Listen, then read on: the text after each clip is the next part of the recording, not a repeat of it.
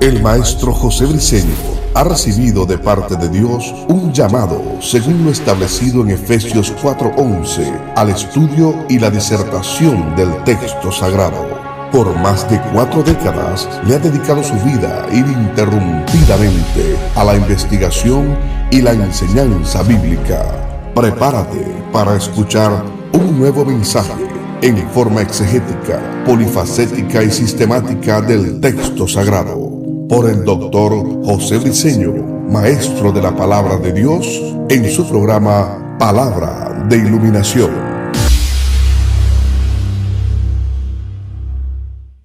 Bendiciones, de nuevo el maestro José Briceño, transmitiendo verdad del reino, como siempre lo he dicho, la verdad verdadera, la verdad absoluta, parte del pensamiento de Dios que está plasmado en el texto sagrado, pensamiento de las tinieblas, cómo piensa Satanás, los demonios, los súbditos, y pensamiento de los hombres en su obstinación, en su vida, pensaron, hablaron y se equivocaron, por eso está plasmado en el texto sagrado, su opinión. Maestro José Briceño, desde el estado de Texas, la hermosa ciudad de Dallas, transmite para un mundo. Estamos pasando fronteras. Que el Espíritu Eterno se encargue de llevar esta palabra a quien se le amerite y la necesite para la formación de su carácter, para que puedan pasar a ser vasos útiles en el reino y puedan ser utilizados por Dios, usados por Dios en gran manera y puedan ser ascendidos y promovidos en el reino eterno. Maestro José Briceño, con mucha pasión, con mucha entrega, con mucha devoción, con mucha responsabilidad, recibe de Dios las iluminaciones de lo que está en el texto sagrado escrito por revelación, en inspiración, y las traigo para diluirlas, presentar verdades para que los que me escuchen puedan decir: entiendo el por qué no hay respuestas, tantas interrogantes que tengo que no han sido respondidas, hoy las entiendo el por qué. Esta palabra que confronta verdades, a veces digo que son inconvenientes, que a muchos no les conviene que las diga, pero son verdades. Verdades que muchos las escuchan y las evaden, pero son verdades. La verdad tú no la puedes sepultar. La sepultaron, la mataron, la cruz la llevaron, en 3 días se la levantó. En 3 días, porque la verdad tú no la puedes matar, asesinar.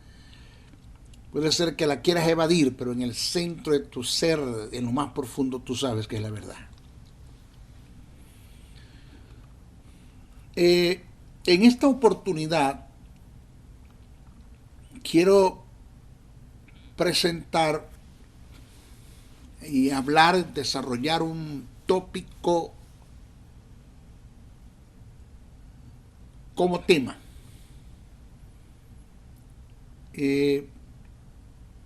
Instado por una pregunta que me hicieron, conmovido por el Espíritu Santo a que presente esta verdad de reino. Porque muchos, así como esa persona me escribió y me hizo la pregunta, creo que muchos también quieren tener respuesta a ella.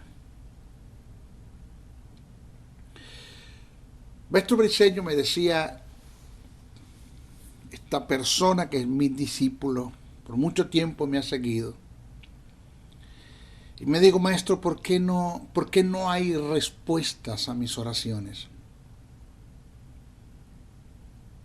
¿Por qué la iglesia está pasando por tantas necesidades, vicisitudes, enfermedades que estamos, maestro, ya cansados, por decir algo, ¿no?, de orar y no se sanan? oraciones que no tienen respuestas. Como que si Dios no estuviera en el asunto. Como que si estuviésemos abandonados por Dios. Que sé que no es así, maestro. Porque Jesús dijo, no los dejaré huérfanos, orfanos, sin recursos. Les enviaré un espíritu que estará con vosotros hasta que sea mi venida. El Espíritu Santo está con nosotros, maestro. ¿Pero por qué? Hay un silencio total. No hay respuesta de Dios. Dios no habla, no está hablando. ¿Tiene usted respuesta para esto, maestro? Me preguntó esa persona. Y hay un seminario que presento, que eso está en YouTube, acerca de lo que es la oración, y otro que tiene que ver con la adoración, que ambas tienen que ver con nuestra vida devocional. ¿Por qué nuestras oraciones y nuestras adoraciones no son respondidas? ¿Por qué no hay presencia? ¿Por qué la gloria de Dios no se ha manifestado, no se manifiesta en nuestras vidas? No está la Shekinah de Dios, el resuelve de Dios, la respuesta de Dios a una oración. ¿Por qué en los antiguos, tanto como los patriarcas, profetas, jueces, reyes y sacerdotes, tuvieron respuesta a la oración? Y no estaba la dispensación de la gracia, el Espíritu Santo no moraba en ellos, venía y hacía el trabajo y se iba. No teníamos los cielos abiertos, la facilidad de entrar al lugar santísimo a las 24 horas del día, las veces que queramos. Tenían que esperar un año para poder llegar a la presencia de Dios, y era a través de un hombre que era el sumo sacerdote. Porque ahora que tenemos el velo abierto, tenemos a Jesús sentado a la diestra del Padre, somos hijos de Dios, tenemos justicia, tenemos vida, tenemos al Espíritu, somos regenerados, somos hijos de Dios, tenemos los mismos derechos, los mismos privilegios que Jesús tiene como hijo de Dios. ¿Por qué no hay respuesta? Reitero o repito, ¿por qué un Josué oró y se detuvo el universo completo? Hoy la Biblia dice que fue el sol el que se detuvo, pero hoy entendemos que no, que fue el globo terráqueo lo que se detuvo por completo. Porque un hombre oró para que lloviera, para que no lloviera, y no llovió por 3 años y medio. Y un hombre oró para que lloviera y llovió. Porque un hombre oró para que descendiera fuego del cielo y descendió. Porque un hombre ora para que se abra el mar y se abrió. Entonces, creo, y estoy seguro, cuando digo creo no lo digo en forma dudativa, sino en forma afirmativa de tener respuestas para eso. Esa pregunta tiene una respuesta.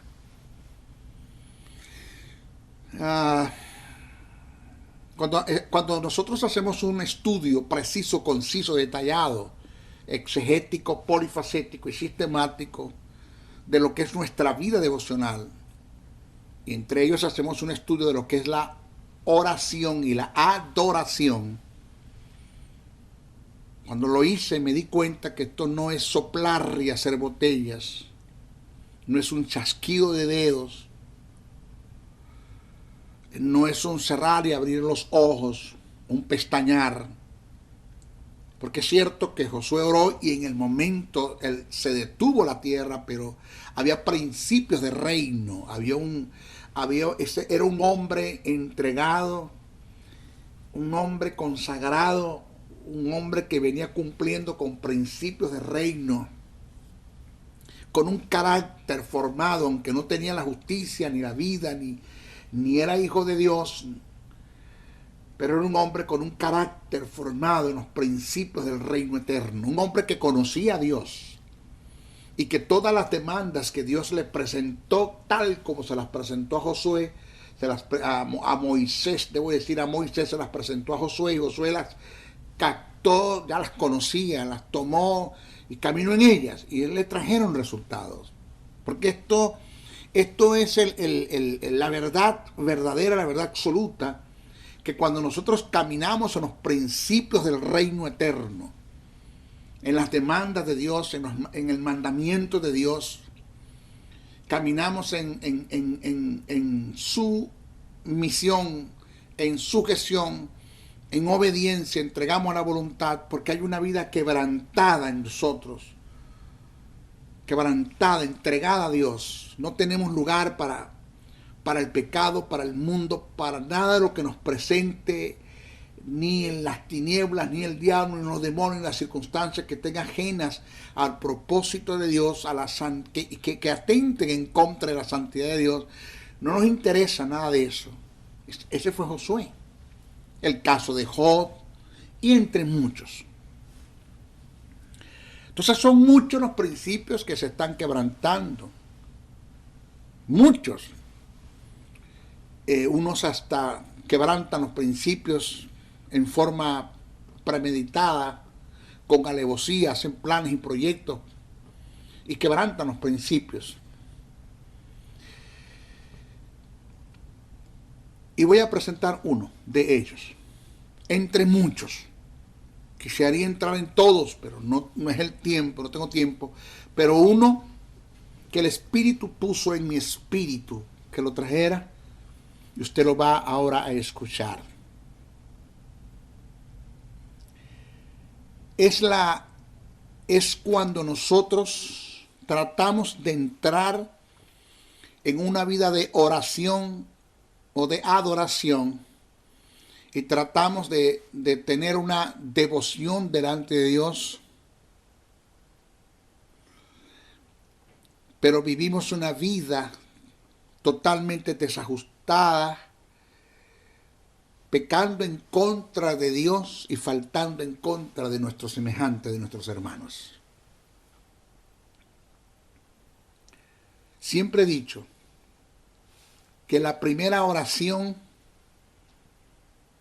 que debo hacer ante la presencia de Dios cuando voy a mi vida devocional, y es lo primero que yo debo hacer y que usted debe hacer y que la Biblia dice que debemos hacer, pero que, oiga, pero es así. Es así como se lo voy a presentar. Esto no es una falacia, no es un cuento bien contado, no es una historieta. No es una historieta de Walt Disney producción. No. Estos son verdades de reino.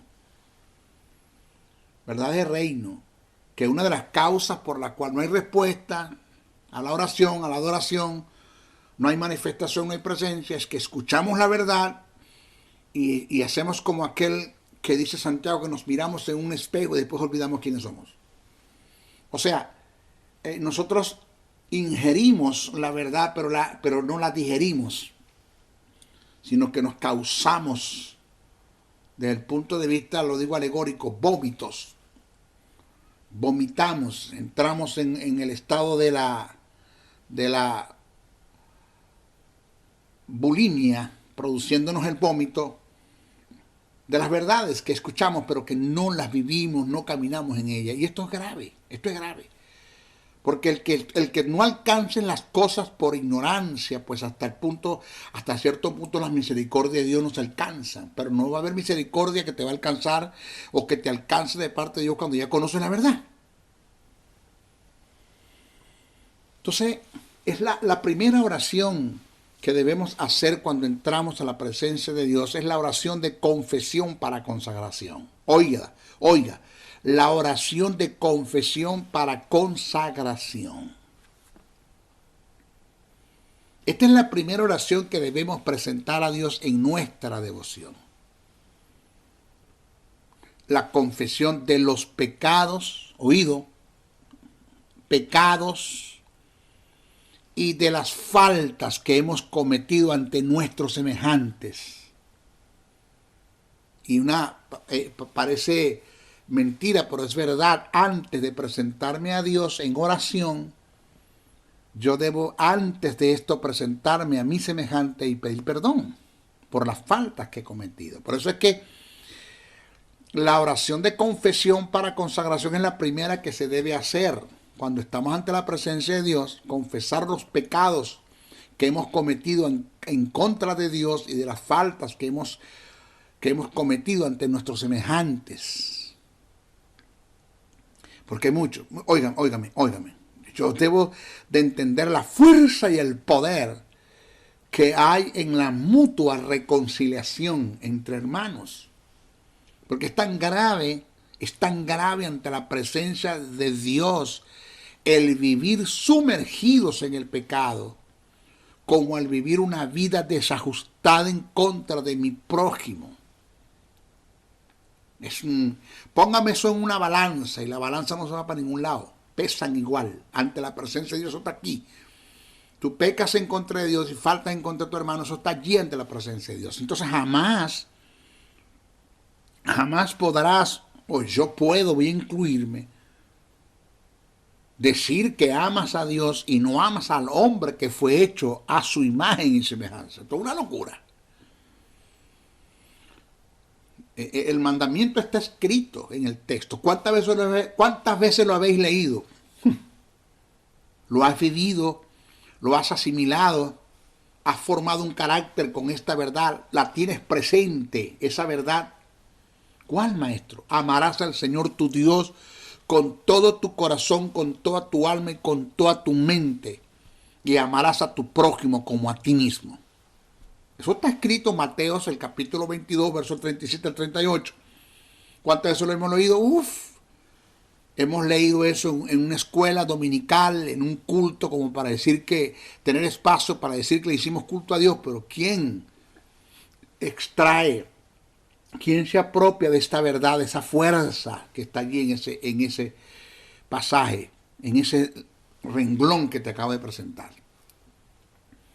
Mire, el apóstol Juan en sus escritos es común con Jesús, porque fue Jesús el que dijo esto. Amarás al Señor tu Dios con todo tu corazón, con toda tu alma y con todas tus fuerzas, y amarás a tu prójimo como a ti mismo. Y Juan está de acuerdo con el pensamiento de Jesús. Eso está escrito en la primera carta que escribió el apóstol Juan, en el capítulo 4, verso 20-21.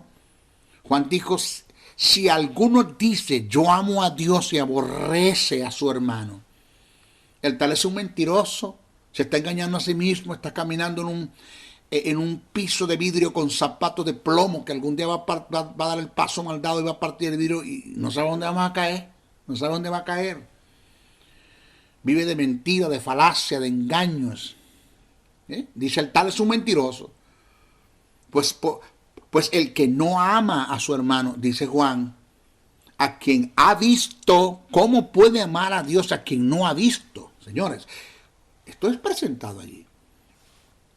Entonces Juan continúa y dice, y nosotros tenemos este mandamiento de él, ¿de cuál? ¿De quién? De Jesús, lo que acabamos de leer que está escrito en Mateo. El que ama a Dios, ame también a su hermano. Entonces, vamos a hacer un análisis al comienzo de la oración de confesión de pecado. Vamos a hacer un análisis. O sea, lo primero que debemos tomar en cuenta en relación a la confesión de pecado es que solo se peca en contra de Dios. Los desajustes que tengamos en contra de nuestros semejantes se denominan faltas. Según Santiago 5:16, aunque ahí aparece el término amartía, pero es falta. El pecado es una transgresión en contra de los principios, las demandas y el mandamiento que ha sido decretado y establecido por el Dios eterno. Que su naturaleza es santidad pura, santidad absoluta. Es la única propiedad de Dios elevada a la tres. Santo, santo, santo. En ninguna parte usted va a escuchar en la Biblia que dice yo soy omnisciente, omnisciente, omnisciente, omnipresente, omnipresente, omnipresente, omnipotente, omnipotente, omnipotente. Pero cuando se habla de su santidad es elevada a la tres. Santo, santo, santo. Él es santo por naturaleza. Él es santidad, absoluta santidad. No se halló pecado en él. Al Espíritu de gracia se le llama el Espíritu Santo porque es pura santidad. La deidad es santidad, no hay oscuridad en ellos, es luz. ¿Ya?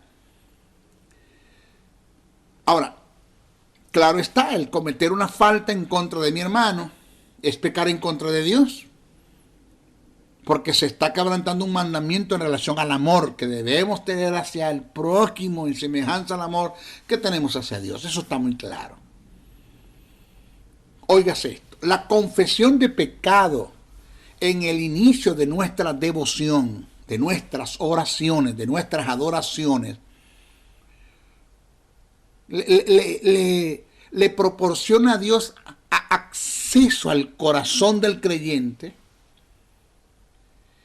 y quita todos los obstáculos para la oración eficaz. O sea, para que haya respuesta a esa oración. Entonces, este tipo de oración debe ser el inicio de todas nuestras oraciones. De todas. Esto usted lo sabe. Porque lo peor que uno puede, lo más irónico que uno puede hacer es predicarle a una persona que conoce la verdad. Usted sabe que el pecado afecta mi comunión, tu comunión, nuestra comunión, parte de mi comunicación, mas no mi relación. O sea, el pecado no afecta mi relación, no afecta mi relación porque peque, haga lo que haga, yo sigo siendo hijo de Dios. Eso es relación. El parentesco que tenemos para con Dios. Dios es nuestro Padre, nosotros somos sus hijos. Eso es relación. La relación no se pierde por el pecado, pero se pierde nuestra comunión. Nuestra vida de intimidad se pierde y se pierde parte de mi comunicación. ¿Por qué parte?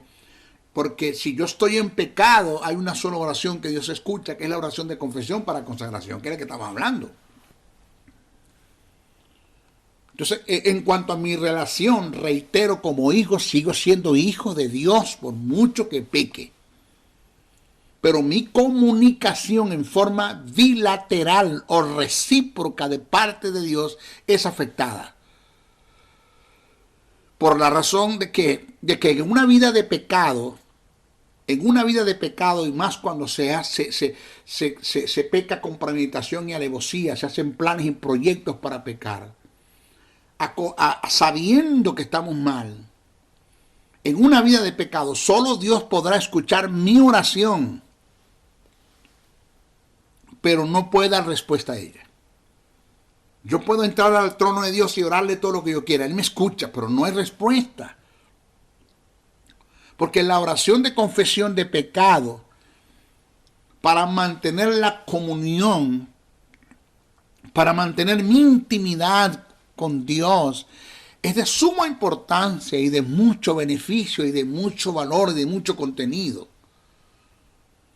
Entonces, una vez que nosotros hayamos hecho esta oración, cumplimos con el principio bíblico que demanda la oración. Ese principio que está demandado en la oración. Todas las demás oraciones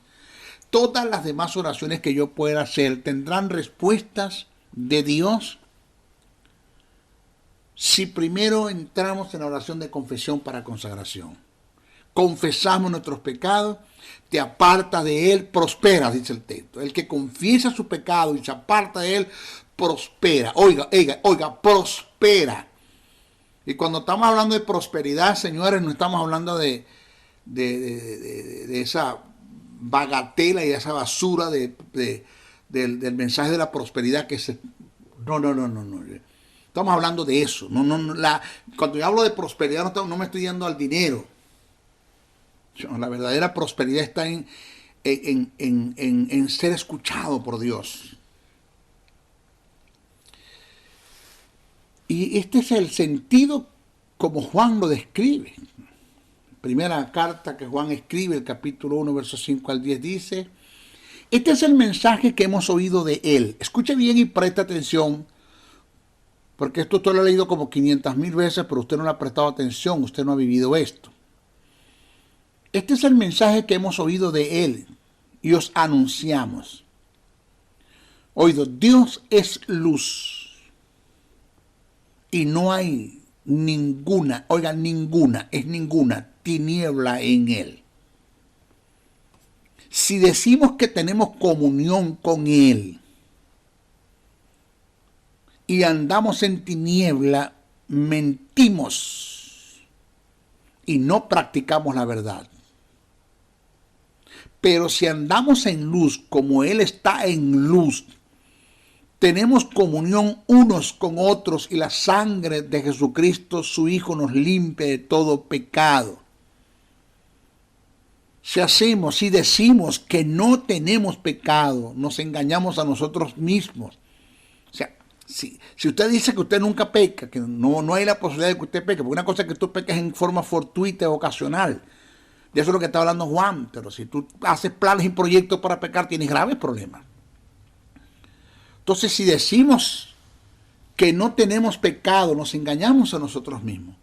Y la verdad no está en nosotros. Si confesamos nuestros pecados, Él es fiel y justo para perdonar nuestros pecados y limpiarnos de toda maldad. Si decimos que no hemos pecado, le hacemos a Él mentiroso y su palabra no está en nosotros. Señores, el término confesar que aparece en el texto, ese término es homólogo, con H, que indica hablar las mismas cosas o tener la misma opinión. O sea, llevándolo a la confesión de pecado indica tener la misma opinión que Dios tiene acerca del pecado con rechazos internos. Y esta opinión interna y su rechazo se manifestaría a través de la confesión detallando el acto de pecado tal como se cometió ante un Dios. Es decir, la confesión de pecado no está en hacer un paquete de ellos y presentarlo a Dios en lo general, sino hacer conciencia de cada uno de ellos en un acto de responsabilidad en forma detallada, expresárselos a Dios. Y dicha acción me llevará a cambiar mi actitud, que sería el arrepentimiento. Confesión de pecado tiene que ver con el lamento, con el dolor del daño que yo hice como producto de ese pecado y buscar la forma de cómo resarcirlo, cómo restaurar el daño que yo hice. Entonces, una vez que confiese el pecado y haya en mí cambios de actitud y viva de acorde con el carácter de Dios, entonces podré manifestar a Dios el resto de mis oraciones. Esta es la importancia de no acumular pecado ni hacer del pecado un estilo de vida. Juan dice que Dios es fiel y justo para perdonar el pecado. Por lo contrario, también será fiel en no perdonar el pecado que no hayas confesado.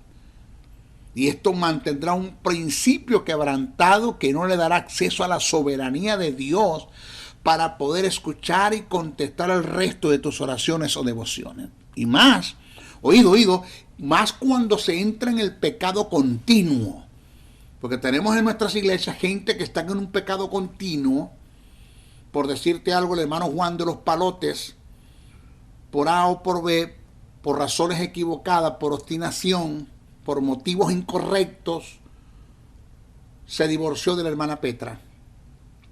Que la hermana Petra no le dio razones para que él se divorciara.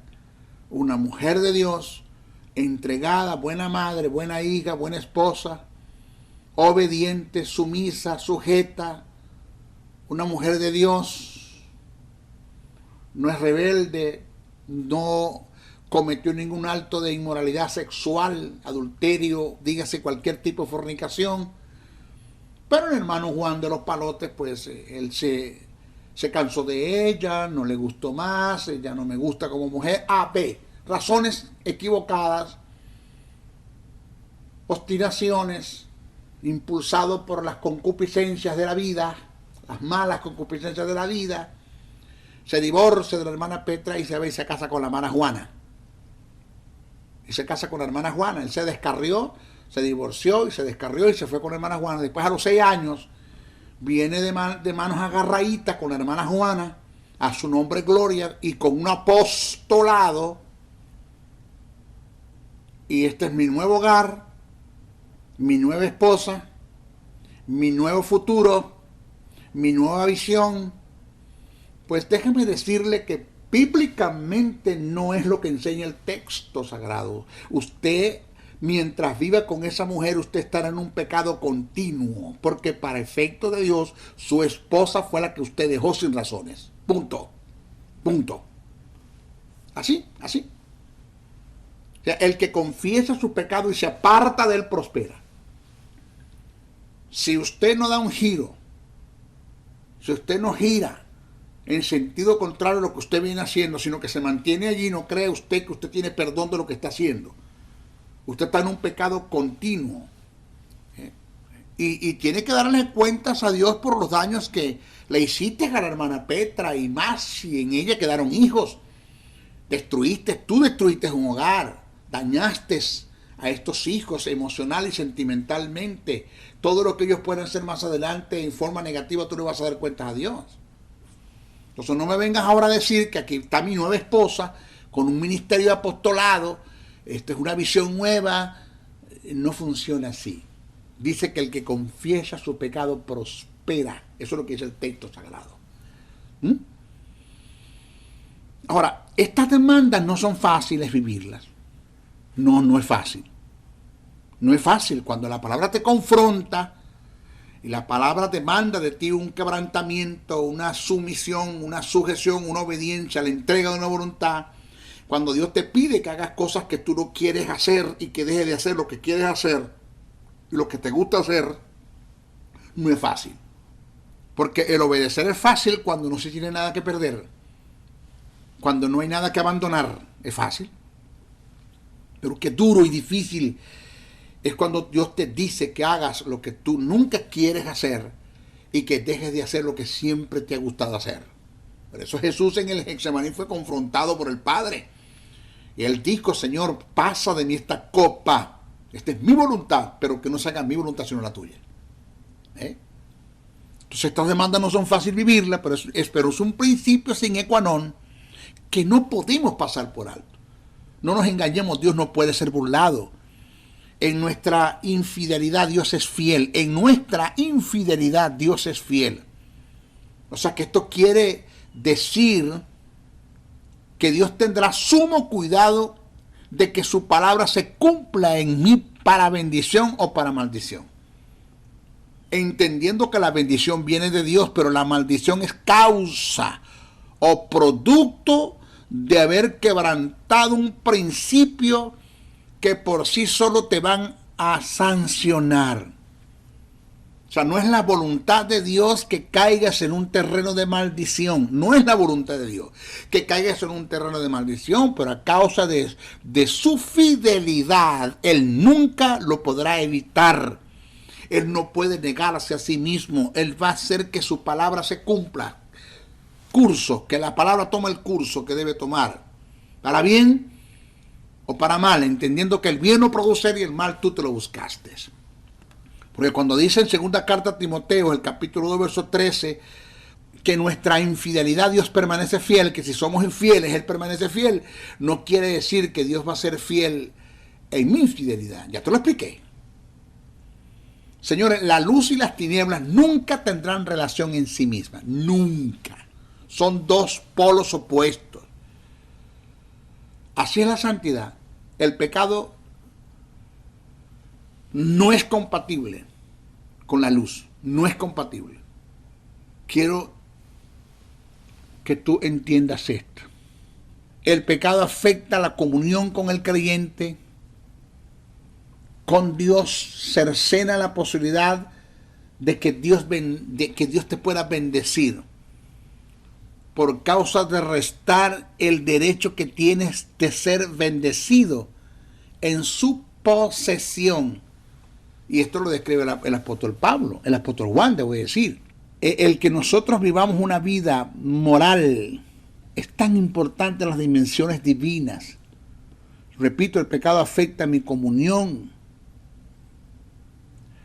del creyente con Dios. Juan dice, en 1 de Juan, el capítulo 3, verso 19 al 22, dice, y en esto conocemos que somos de la verdad, aseguremos nuestros corazones delante de Él, pues si nuestro corazón no nos reprende, mayor que nuestro corazón es Dios, y Él sabe todas las cosas. Amados, si nuestro corazón no nos reprende, confianza tenemos en Dios, y cualquier cosa que pidiéremos la recibiremos de Él, porque guardamos su mandamiento y hacemos las cosas que son agradables delante de Él. Repito, la moral, la santidad, la ética, la responsabilidad, el consagrarnos, la vida de santidad es de suma importancia en las dimensiones divinas. No se olvide eso. Si nosotros vamos ahora, porque eso es en cuanto al creyente y a Dios, todo esto que le he presentado nos resta la posibilidad de que Dios pueda escuchar nuestras oraciones. O sea, Dios quisiera responder la oración. Es el más grande deseo de Dios. Porque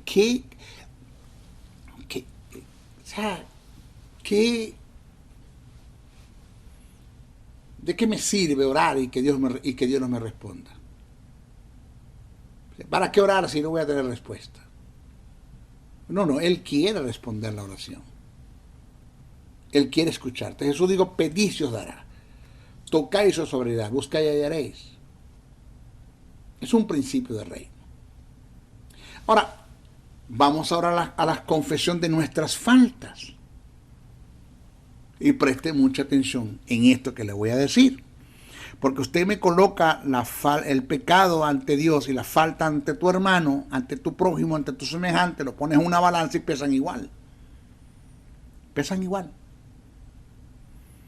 El apóstol Santiago es muy determinante en este principio. Él dijo, confesad vuestras faltas unos a otros y orad unos por otros para que seáis sanados. La oración eficaz del justo tiene muchas fuerzas. Eso está en Santiago, el capítulo 5, verso 16. Pero si usted toma en cuenta el pensamiento del apóstol Santiago, sin romper la hilación del pensamiento, Santiago lo que está presentando es que la oración en ciencia, en el pensamiento de Dios, cumpliendo y caminando en los principios del reino eterno, desata el poder insuperable de Dios a nuestro favor, sanando cualquier tipo de enfermedad. Pero oiga, siempre y cuando nos mantengamos en comunión, en una mutua reconciliación. Eso es lo que dice el texto. O sea, no es un chasquido de dedos, no es soplar a hacer botellas. Hay principios de reino acá, hay demandas. Señores, en nuestras congregaciones tenemos el tipo de personas que, siendo hijos de Dios, están dando pasos falsos en el terreno de los resentimientos, en forma descarada con premeditación y alevosía. Gentes con un alma enferma. ¿Cómo puede Dios responder una oración así? Con resentimientos dentro de la iglesia. Es impresionante. El resentimiento que es relativo a las raíces de amargura. Usted podría hacer la pregunta, maestro, ¿qué es el resentimiento? Yo le podría responder, es el contenido de disgustos, ofensas, avivados por el recuerdo de una ofensa o un agravio recibido. El resentimiento es el sentimiento de hostilidad o aversión hacia la persona que ha causado el daño. El resentimiento se denomina como las llamadas raíces de amargura, que es lo que mantiene el alma atada, angustiada, desprovista del favor de Dios.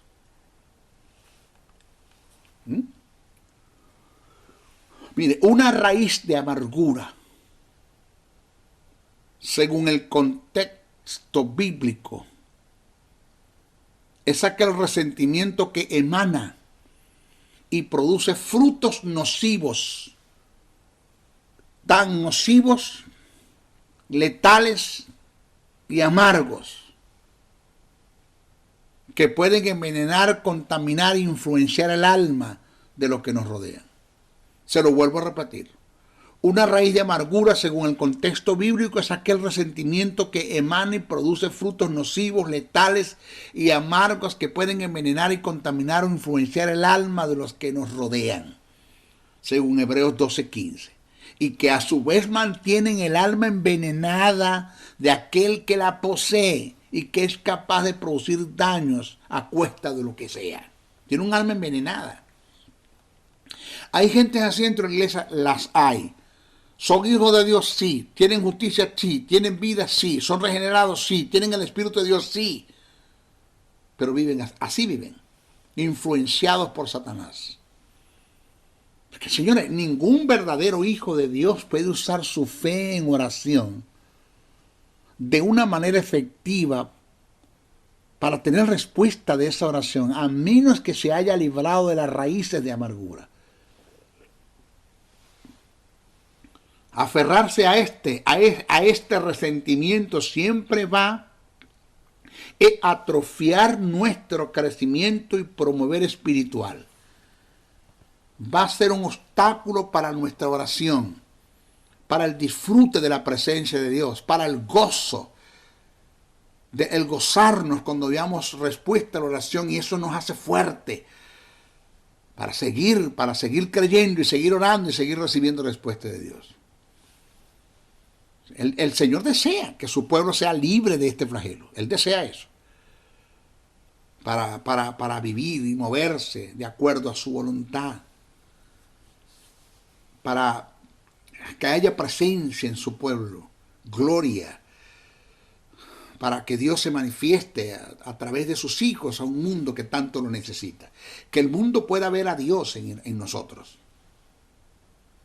Pero si nos estamos portando igual al mundo, tú sales del mundo hablando del sistema, de odio, de raíz de amargura, de falta de perdón, de chisme, de brollo, de censura, de lengua, de tanta mentira, tanto engaño. Llegas a la iglesia y te consigues con lo mismo. No, entonces tú te preguntas dónde está Dios en todo esto. ¿Dónde está Dios en todo esto? O sea, entras a la iglesia y tú no sabes de qué grupo de Al Qaeda son, porque se tiran unos con otros. Una cosa impresionante. Dejar ir el resentimiento, salir de él, botarlo, luchar en contra de todo eso, nos equipará a nosotros como creyentes, como hijos de Dios. Y eso nos va a llevar a experimentar cosas grandes en el Señor. La manifestación del poder del Espíritu Santo va a venir, se va a manifestar en nosotros, va a haber respuesta a las oraciones. Mire, a favor nuestro y a favor de los que nos rodean. Señores, mire, el resentimiento o las raíces de amargura se manifiestan o se dividen en tres, que son odio, envidia y rencor. Eso es resentimiento. Que tuviera oportunidad para explicarlas a cada una de ellas, pero el tiempo es corto. Yo tengo un estudio donde explico cada una de ellas. Pero se dividen en estos tres grupos: odio, envidia y rencor. Por eso es que hay que tomar en cuenta que estos resentimientos que se denominan raíces de amargura, ¿cuál? El odio, envidia y rencor, son compatibles el uno del otro. Son compatibles. Siempre, casi siempre, se manifiesta en conjunto, formando un vínculo vicioso. O sea que dándose una asociación recíproca para causar daños. En su mayoría, cuando hay odio, hay rencor. Y donde hay rencor, hay envidia. Y así sucesivamente. Son recíprocos. De estos tres tipos de resentimiento se deriva una serie de pecados, señores, que atentan en contra de la iglesia y que a su vez la destruye como cuerpo. Que se destruyen unos con otros los creyentes, los hijos de Dios, lavados por la misma sangre. Adoramos al mismo Cristo, le cantamos al mismo Dios, vamos para el mismo cielo y nos estamos tirando, que ya dije, como lo dije anteriormente, que no se sabe de qué grupo de Al-Qaeda somos. Pablo dijo, si se muerden, tengan cuidado, no se coman. Y estos tres tipos de resentimiento derivan una serie de pecados, tales como la falta de perdón, el celo, la ira, el enojo, la maledicencia, el chisme, el escarnio, la censura, la difamación, el brollo, la contienda, la rivalidad, la competencia, la falta de unidad, entre otros. Todo eso, toda esa basura viene del odio, envidia y rencor. Pues entonces, por esta causa debemos de luchar por todos los medios para que estos resentimientos no reinen en el corazón nuestro. En nuestro corazón debe reinar el Espíritu. Él es el que mora en nosotros. Yo siempre lo he dicho que a quien debemos tener suelto, lo tenemos atado, que es el Espíritu, por causa de estos pecados. Esto es lo que llaman pecados de omisión. Y al que tenemos que estar atados al diablo, tenemos suelto. ¿Qué te parece eso? Al que tenemos que tener sueltos al Espíritu, y lo tenemos atado y contristado por este tipo de pecados, los resentimientos. Y al que tenemos que tener atado, lo tenemos suelto, que es el diablo.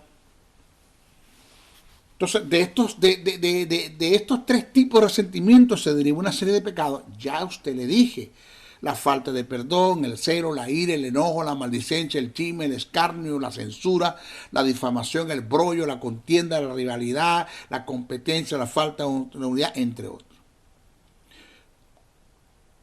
¿Cómo combatir estos flagelos? ¿Cómo lo combatimos? ¿Cómo? Porque en la Biblia hay respuesta para todos. ¿Cómo combatimos estos flagelos? Esto es combatido con la naturaleza del amor, del ágape de Dios, reinando y emanando de nosotros. Cuando hacemos un análisis de las verdades del reino de Dios, todo se dio y se da por amor. Las Escrituras te definen el amor de Dios en su naturaleza, en 5 propiedades que son muy virtuosas. Te lo vuelvo a repetir. ¿Cómo combatimos estos flagelos, maestro? Todo esto es combatido con la naturaleza del amor, del ágape de Dios reinando y emanando de nosotros. Cuando usted hace un análisis de las verdades del reino de Dios, todo se dio y se da por amor. Y las Escrituras nos definen el amor de Dios en 5 propiedades que son muy virtuosas. Lo que el amor es, lo que el amor no es, lo que el amor hace, lo que el amor no hace y lo que el amor no deja de ser por naturaleza. Se lo vuelvo a repetir. Se lo vuelvo a repetir para que usted se lleve eso en su espíritu y nunca se lo olvide. La Biblia, las Escrituras, el texto sagrado, el manual de instrucción, nos definen el amor de Dios en 5 propiedades que son muy, muy virtuosas, tienen mucho poder.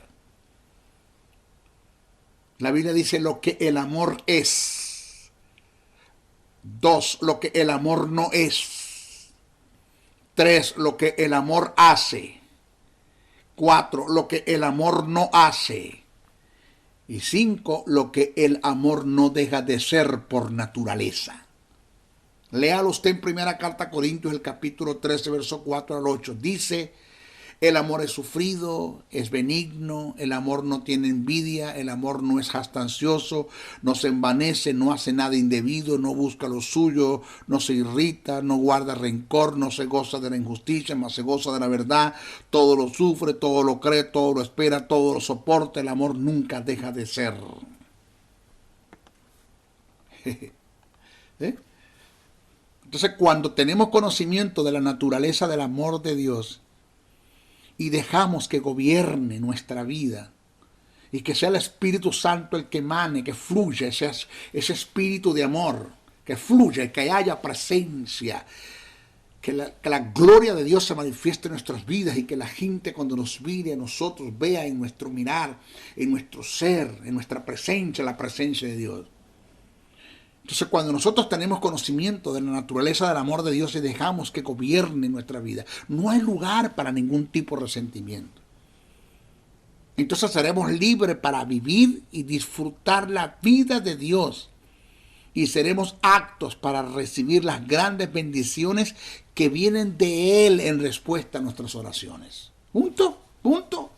Aquí tenemos el problema por qué las oraciones no son respondidas.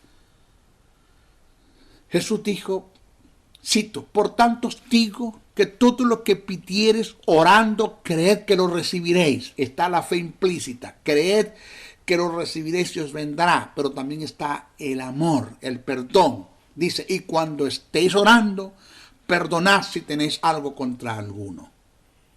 Eso está en Marcos 11, verso 24-25. Vaya, léalo y léalo todas las veces que pueda para que le forme el carácter, usted pueda caminar en eso, usted pueda decir, wow, tengo respuesta a esta verdad. Si mi pregunta es como maestro, una pregunta que me hago con mucho dolor, ¿cómo puede la iglesia en una forma colectiva o el creyente en una forma individual hacer que sus oraciones califiquen ante Dios si la mayoría están llenos de raíces de amargura, odios, celos, contiendas, envidias, falta de perdón, competencia, engaño, traición, falsedad? Todo eso está en la iglesia. Parece mentira, pero es verdad, todo eso está en la iglesia. En la iglesia hay gente que se odian, que tienen celos, que hay contiendas, que hay envidias, que hay falta de perdón, que hay competencia, que hay engaño, que hay traición, que hay falsedad. Dentro de la iglesia hay todo eso. Ahora, yo entiendo que dejar todas estas cosas no es fácil, porque lo entiendo como maestro y como mi propia vida. Yo tuve que renunciar a muchas cosas de estas. No fue fácil, no. Lloré de impotencia, porque tenía que dejarlas, pero son las demandas de Dios. 2 más 2 son 4. Tú no puedes engañar a Dios. Dios no puede ser burlado. El texto sagrado está allí, es una demanda. Tuve que entrar en quebrantamiento. Lloré mucho, me humillé ante la presencia de Dios. Perdoné a quien no quería perdonar. Yo fui un niño abandonado por mi madre a los 5 años. Y yo para perdonar a mi madre me costó, para perdonar a mi padre me costó. No fue fácil. Dejar todas estas cosas no es fácil. Pero es nuestra única opción para que nuestras oraciones califiquen ante el trono de la gracia y sean oídas y respondidas por nuestro Padre Celestial. Señores, hay una lista de personas que debemos perdonar para ser efectivos en nuestras oraciones. Y a continuación te las voy a presentar.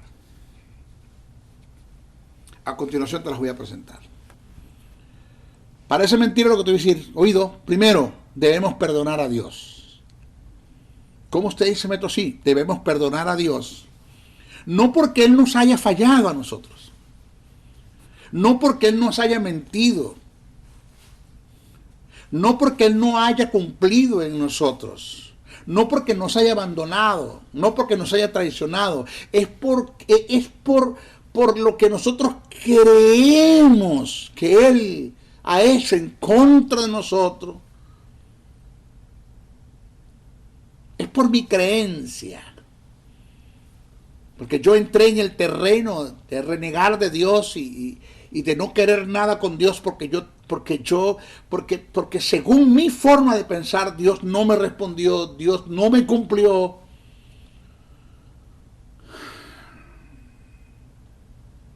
Y Dios tenía problemas conmigo. Esa era mi forma de pensar. Cuando Dios nunca falla, nunca miente, nunca nos abandona. No te dejaré huérfano, dice Jesús, te enviará el Espíritu Santo, estaré con vosotros todos los días hasta el fin del mundo. Dios es fiel, aunque seamos infieles, Él permanece fiel, Él no puede negarse a sí mismo, no hay pecado en Él y no se halló pecado en Él. Nadie puede señalar a Dios, pero yo, está hablando José Briceño, yo señalé a Dios. Por tanto, te lo digo de esta forma como para que puedas entender el mensaje, yo te perdono. Pero te perdono en el sentido de que yo entiendo de que Dios nunca me falló, nunca me abandonó, nunca me traicionó. Dios estuvo todo el frente allí en el mismo lugar, yo fui el que lo dejé. Si de dos puntos cardinales el que se aleja somos nosotros, Dios nunca se aleja, Dios siempre está allí a favor nuestro. Entendí esa verdad. Que aunque no haya respuesta es porque en un principio se está quebrantando o porque aún en que no haya respuesta es la más grande respuesta de Dios, el que no haya respuesta. Que el silencio de Dios en mi vida es la más grande respuesta de mi oración. Que cuando entro al desierto de Dios, en los desiertos cuando Dios me ha llevado, donde me he sentido solo, que aunque yo me sienta solo, yo sé que Dios está ahí conmigo. Que algo quiere tratar, que algo me quiere enseñar. De modo que nunca opino, ni dudo, ni cuestiono. Aprendí a nunca dudar, ni opinar, ni cuestionar una palabra que Dios me dé. Yo creo. Y aunque ore y no se cumpla, me analizo a mí mismo el por qué no se ha cumplido. Y tengo respuesta por el Espíritu Santo el por qué Dios no me respondió. Porque las cosas cambiaron, mi carácter cambió. Dejé de juzgar a Dios. Yo dejé de juzgar a Dios. Yo juzgué mucho a Dios, opiné mucho, dudé mucho, cuestioné mucho a Dios. Y dije, no puedo conseguir así. Ya mi corazón se sanó en cuanto a eso. No tengo problemas con Dios, no tengo sentidos, es un mal sentir de Dios. Él es fiel, Él es lindo, Él es bello, Él es hermoso, Él es mi Padre. Yo no puedo ser mejor padre que Él. Él es bello, hermoso, precioso. Debemos aprender a perdonar a nuestro cónyuge. Hay raíces de amargura, odio, falta de perdón por muchas cosas y una de las más es la traición. Cuando ha habido infidelidad sexual en el matrimonio, de varias partes, diferentes partes, es difícil perdonar eso. De mujeres que son más las que están ahorita heridas porque sus esposos le fueron infieles, con su mejor amiga, con su hermana, con su prima, con una llegada, aún con la suegra. Eso se ha visto, eso es bíblico. Con la persona que menos esperaban ser traicionadas fueron traicionados por su cónyuge, sea el hombre o la mujer. Me llamó una persona, maestro, mi esposo me engaña, ¿qué hago? ¿Lo perdono o me divorcio? Las dos cosas usted puede hacer. Las dos cosas. Si usted lo perdona, Dios le apoya, y si lo divorcia, Dios le apoya. Si se divorcia, Dios lo apoya. Lo que Dios no apoya es que lo traicione, que usted haga lo mismo, y tampoco Dios apoya el que usted lo perdone, pero todavía siga con las raíces, todavía siga con la contienda, todavía siga con el recuerdo. Porque si usted lo va a perdonar y va a convivir con él, usted se va a olvidar de lo que sucedió, de lo que pasó. Se olvidó, tiró eso al vacío. Usted no va a seguir con eso. Usted no va a seguir con eso presente. Usted tiene que botar eso. Tiene que sanar su corazón. Sanarlo. Perdonar es lo tercero que tenemos que aprender a perdonar a nuestros padres. A nuestros padres. Yo fui abandonado por mi madre a los 5 años. Me dejó una carretera extraurbana, solo, en una acera. Una familia me recogió a los 2 años, me consiguió mi abuela. Y me crió fue mi abuela. Mi padre le dijo a mi madre que me abortara. No sabía que habían 2 porque yo soy mellizo con una hembra. Habíamos 2 en el vientre. Le dijo que me abortara. A Dios gracias que mi madre no lo hizo. me parió, aunque no me crió, pero me parió, me sostuvo en el vientre 9 meses y me parió y me mantuvo para el propósito de Dios. Dios me sostuvo en su vientre. Pero ¿quién ve de mi madre ahorita? Yo la veo, yo la he visto, yo la atiendo. Esa vieja que me crió, que fue la madre de mi madre, la madre materna, la abuela materna, antes de morir me dijo, cuide a su madre. Su madre es su madre, haya hecho lo que haya hecho. Y eso lo tengo presente. Tengo presente un mandamiento que está en la Biblia a favor de ella. Independientemente de lo que ella haya hecho, la Biblia dice, honra a tu padre y a tu madre para que tus días sean largos en la tierra y prosperes en todo lo que hagas. Ella le dará cuenta a Dios por lo que hizo, pero yo amo, honro, y cuido y respeto a mi madre. No le doy cara de lo que hizo, nunca lo he hecho. La abrazo, la beso cuando la veo. La sostengo. Veo de ella, es mi madre. El gato es gato, sea blanco, sea negro, es gato. Ese es tu madre, ese es tu padre, haya hecho lo que haya hecho. Perdónalo. Cristianos, hijos de Dios, dentro de la iglesia que odien a sus padres, que tienen tiempo que no ven a sus padres. No nomás que se acuerdan de ellos el día de los padres y el día de la madre. ¡Basura! El día de los padres y el día de la madre es todos los días. Todos los días. Todos los días.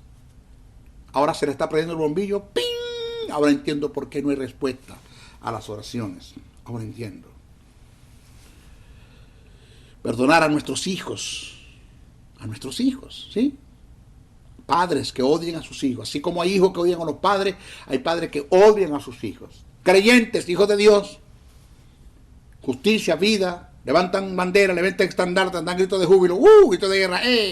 Diezman, ofrendan, van al culto todos los domingos y odian a sus hijos. ¿Tú te imaginas a Dios odiándome a mí? Como padre odiándome por mucho que yo falte, por mucho que yo transgreda los principios del reino, Él me ama igual. No hay nada que yo pueda hacer en contra del amor de Dios y no hay nada que yo pueda hacer a favor del amor de Dios. No hay nada que yo pueda hacer para que Dios me ame menos, ni hay nada que yo pueda hacer para que Dios me ame más. Haga lo que haga, Él me ama igual.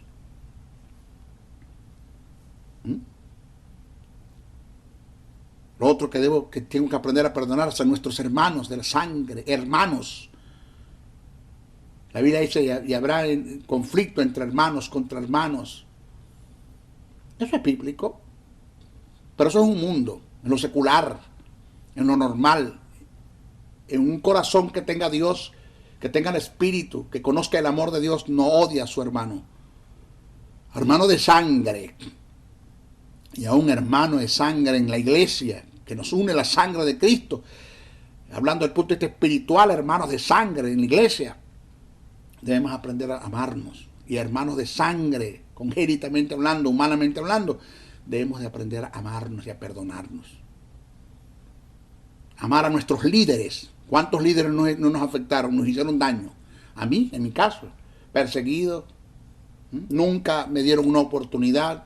Vieron en mí un potencial, me pusieron el pie como para aplastarme, me codiaron, me tiraron zancadillas, compitieron conmigo.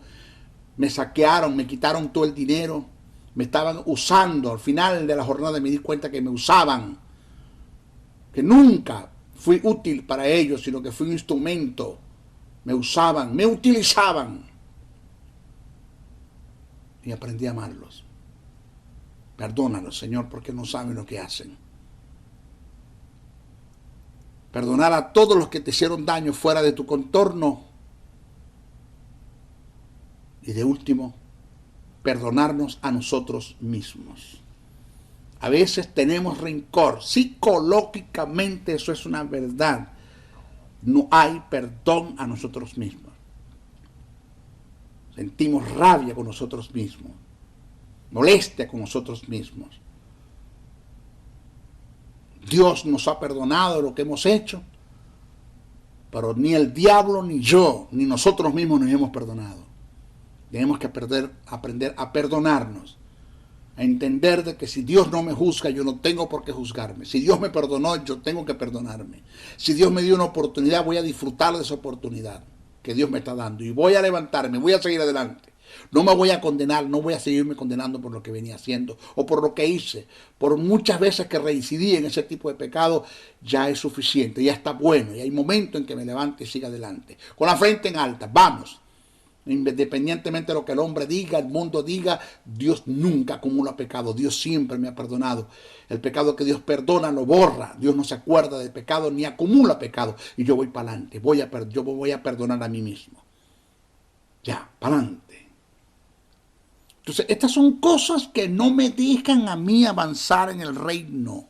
No me dejan que haya una presencia de Dios a través de la oración. Lo más lindo, hermano, es que yo en mi devoción me arrodille y clame a mi Padre y demande demandas que haya en mí, financieras, de enfermedad, necesidades que deben ser solventadas, y que yo me arrodille ante la presencia de mi Padre y estar seguro de que voy a tener respuesta de ellas, y que cuando haya respuesta, el gozo del Señor es mi fuerza, mi fortaleza. Disfruto del gozo, vivo a mi Dios, camino en mi Dios, disfruto del Evangelio, disfruto de estas verdades. No vivo una vida de incógnita, de preguntas, que respuestas que no he tenido, sino que aquí está Dios presente, aquí está Dios presente.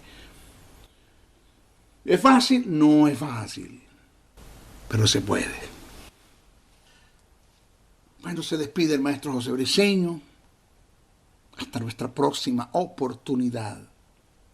Por favor, oren mucho por mí, mucho.